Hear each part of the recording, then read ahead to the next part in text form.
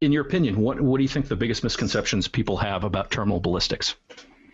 People get all worked up over the numbers of things like velocity, kinetic energy. They worry about magic terms like hydrostatic shock, and they fail to look at what we're fundamentally doing, which is taking an object and poking a hole into the human body in order to incapacitate the subject and prevent them from causing further harm to the public. So what are some of these terms then? What are the magic terms? You've already said hydrostatic shock. What are some of the other snake oil type? All you have to do is go on and start looking at any kind of these fantastical ammo things that have pictures of ninja squirrels and talk about, when you start seeing shock in big letters, that's a good time to run away.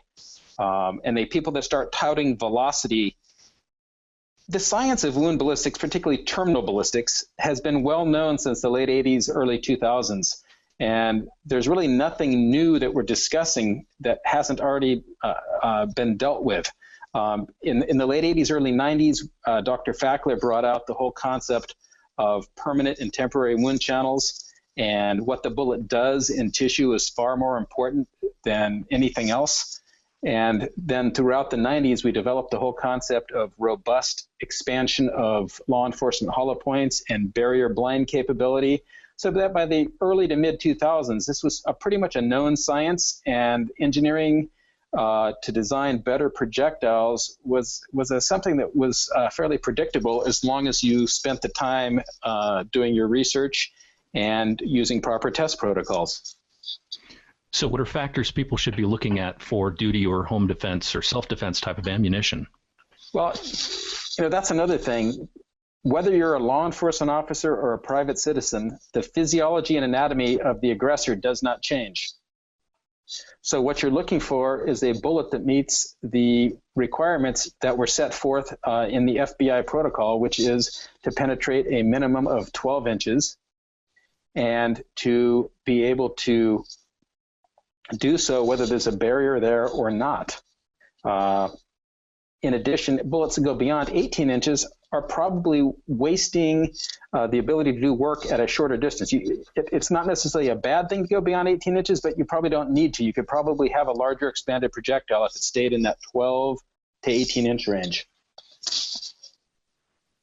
Yeah, the reason I added that differentiating duty, hell with a home defense, self-defense, there are some people that are kind of sensitive to that for some reason, and they don't seem to identify it's the same. If it's good for one, it's good for all. But the keyword duty seems to turn people off, and they get upset with that. Well, it's kind of odd, since a criminal becomes a criminal by preying on the public usually first before the law enforcement gets involved. Yeah. And this is the amount of ignorance that we have to deal with that we're trying to combat. And yeah. Roland, do you have something?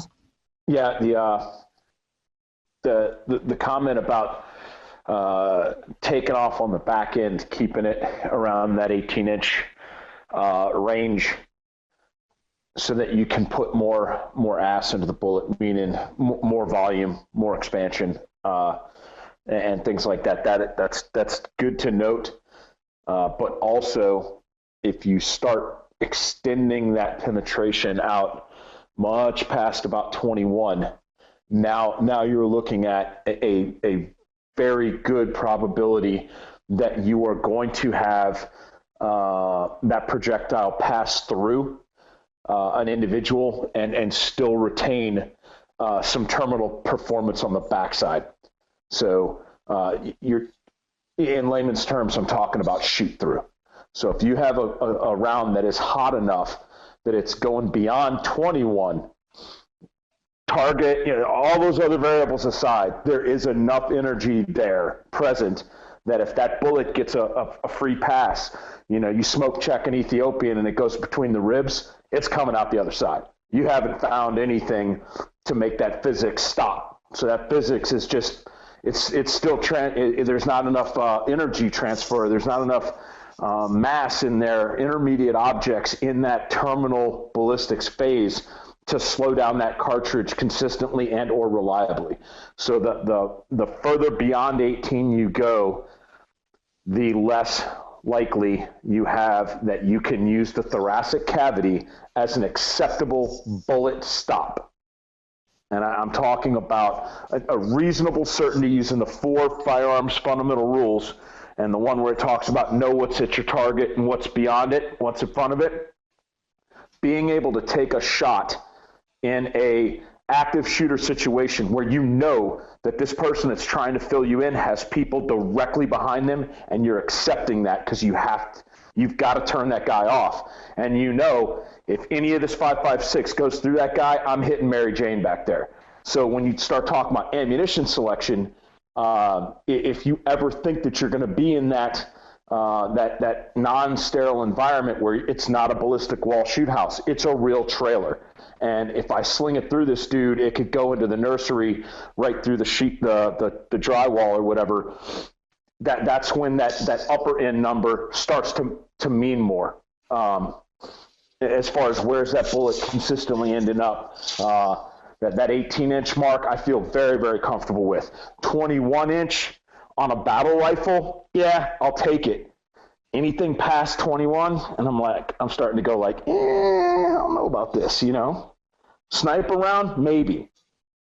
Because hopefully by the time it gets there, it's had a couple hundred yards to slow down a little bit. So my performance at the muzzle in the mediums that Doc's going to talk about is not the same as the performance where I think the engagement is actually going to occur. So, so shooting the protocol at the muzzle versus shooting the protocol at 400 yards.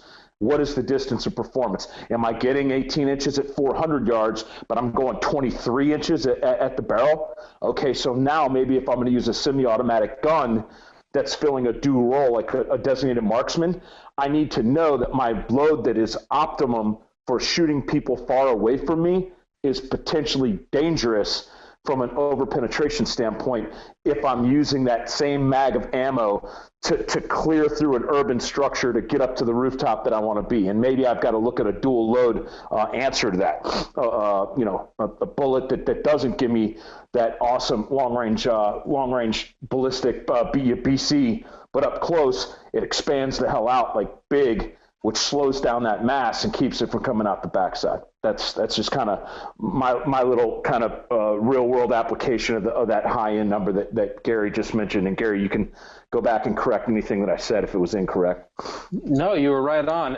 If we look at the NYPD SOP 9 data going back to the time when they were carrying the 115 FMJs for their 9s, and then they transitioned to the 124 plus P gold dots, there was a marked decrease in the amount of shoot-throughs that caused injury to other officers and to the public once they transitioned from that full metal jacket bullet that was sailing out 21, 25 inches to the gold dot that was staying in the 12 to 18 inches. It went from like double-digit shoot-throughs down to less than 3 or 4 a year. And most of those, when the bullet exited, the bullet was going quite slowly in those cases that it actually did exit. So there's a huge difference. And what Roland is speaking about is quite important.